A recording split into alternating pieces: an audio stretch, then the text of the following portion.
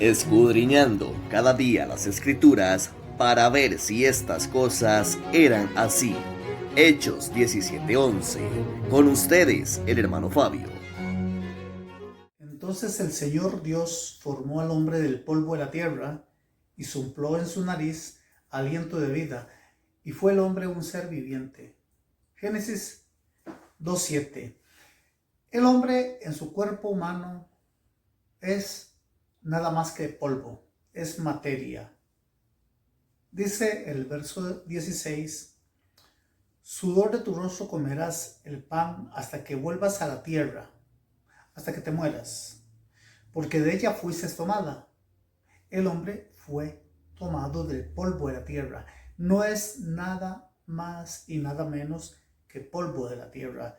Dice Eclesiastés 12:7: y el polvo vuelve a la tierra, y el polvo vuelve a la tierra. El hombre es polvo, y como polvo va a volver a la tierra. Y dice la segunda parte del texto, Génesis 2:17, dice: y sopló Dios en su nariz aliento de vida, y fue el hombre un ser viviente. El hombre en su condición de cuerpo no tenía vida, pero cuando Dios sopló en su nariz aliento de vida, dice que fue el hombre un ser viviente. Necesitó el aliento de su nariz, necesitó a Dios para tener vida. Podemos entender un poco mejor el aliento de la nariz de Dios en Éxodo 15:8. Al soplo de tu nariz retroceden las aguas, los separa como olas en muro. Significa esto de que cuando el pueblo de Israel salió de Egipto y pasó por el mar en seco, eso fue lo que pasó. La misma fuerza que utilizó el Señor para crear al hombre, esa misma fuerza utilizó Dios para abrir el mar para que el pueblo pasara en seco, hacer retroceder las aguas y hacer las olas que fueran murallas para que el pueblo atravesara en seco. Me imagino que los israelitas se asustaron todos, más los egipcios, de ver aquel poder tan grande de Dios. Con ese mismo poder y con esa misma fuerza, con esa misma majestuosidad, dice el texto que sopló en su nariz. O sea, tal vez a veces lo tomamos superficialmente, un respiro en la nariz, algo liviano. Pero no, también la Biblia dice que Él, cuando está airado y enojado, dice que destruye con el aliento de su nariz. Así que Dios, como también informa, también destruye con el aliento de su nariz. Pero al hombre lo construyó, lo hizo, lo creó con poder y con gloria. Bueno, no es para menos, lo hizo a su imagen y a su semejanza. Así como el hombre fue soplado de su nariz, así dice la Biblia que la palabra de Dios es exhalada. Dice 2 de Timoteo 3:16, toda la escritura es inspirada. Inspirada significa exhalada, exhalada por Dios. ¿Qué poder tienen las escrituras para nosotros como creyentes?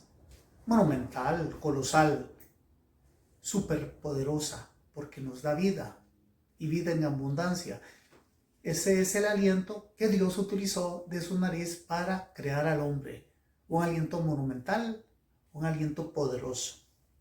Por eso, dice Eclesiastés 3:11, dice, todo lo hizo hermoso, toda la creación fue hermosa.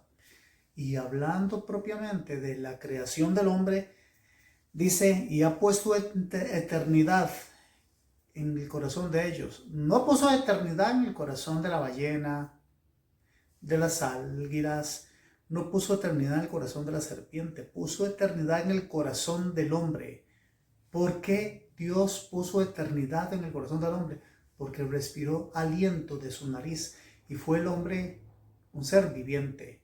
Fue hecho a imagen y a semejanza de Dios.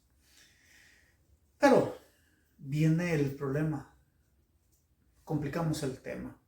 El hombre perdió esa imagen y esa semejanza. El hombre perdió esa eternidad de Dios.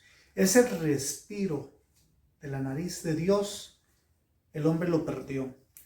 ¿Cuándo lo perdió? Lo perdió en Génesis, donde dice la Biblia en Génesis 2:17, pero del árbol del conocimiento, del bien y del mal no comerás, porque el día que comas, ciertamente es un hecho que morirán.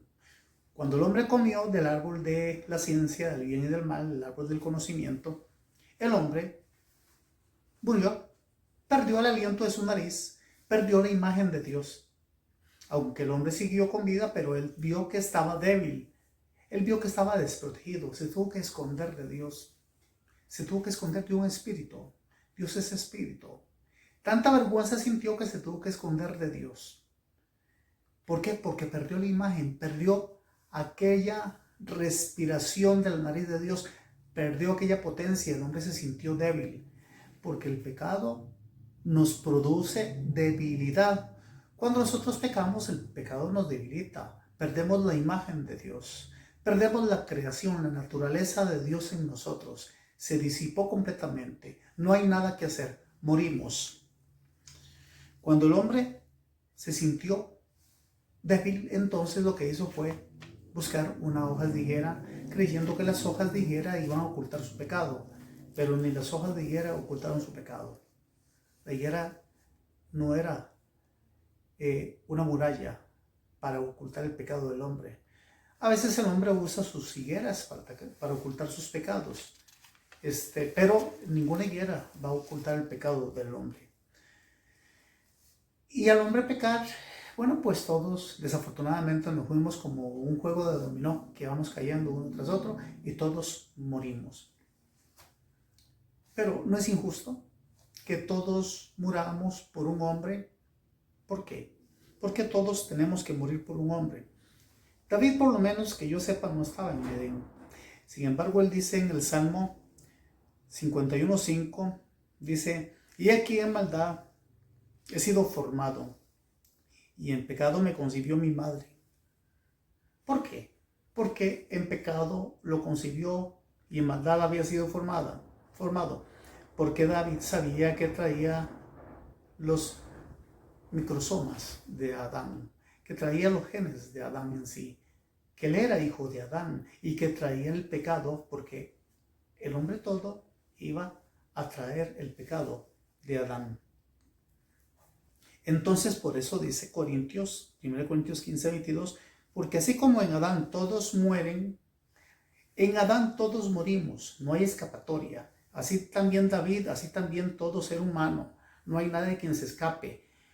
Todos perdimos la semejanza, el respirar de la nariz de Dios, esa potencia, ese poder glorioso que abrió las aguas del mar. Lo perdimos todos porque todos lo traíamos incítricos dentro de nosotros. Pero el pecado de Adán produjo en nosotros la pérdida, una pérdida grande, la pérdida de la imagen de Dios. Entonces, ¿qué es lo que pasa? Que en Adán, usted y yo morimos.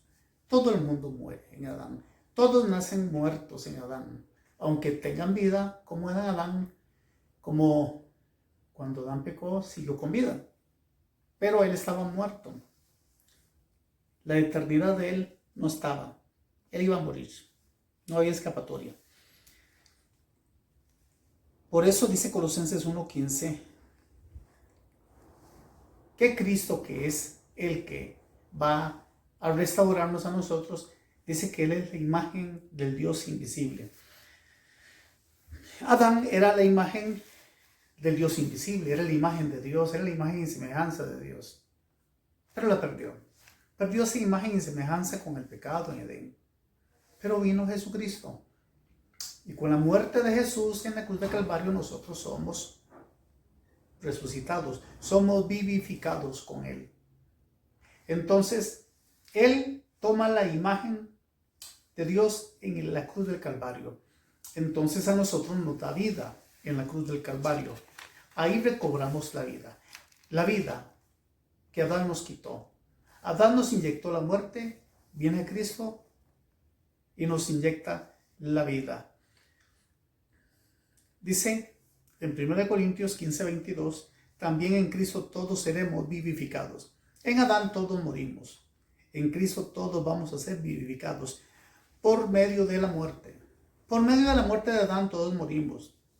Por medio de la muerte de Cristo todos vivimos. Pero como el plan siniestro del enemigo es hacer ver que Dios no hizo al hombre a su imagen y semejanza, sino es hacer creer al hombre que el hombre desciende del mono por medio de la teoría de Charles Darwin en su libro El origen de las especies. Entonces, muchos científicos y ateos obviamente han arrastrado, creen esta teoría. También hay muy distinguidos profesionales, paleoantropólogos, que dicen que la evolución no puede demostrarse y que cada vez se hace menos creíble la teoría de la evolución.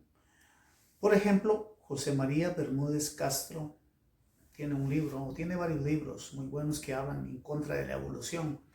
Yo se los recomiendo. El hombre fue hecho a imagen y semejanza de Dios, no a imagen y semejanza del mono. El hombre fue hecho por el poder de su nariz. Fue hecho violentamente con poder. Usted y yo hemos sido violentamente hechos con poder.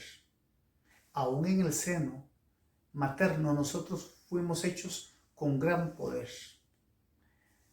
No hay que dejarse llevar por cuestiones infantiles de teorías antibíblicas.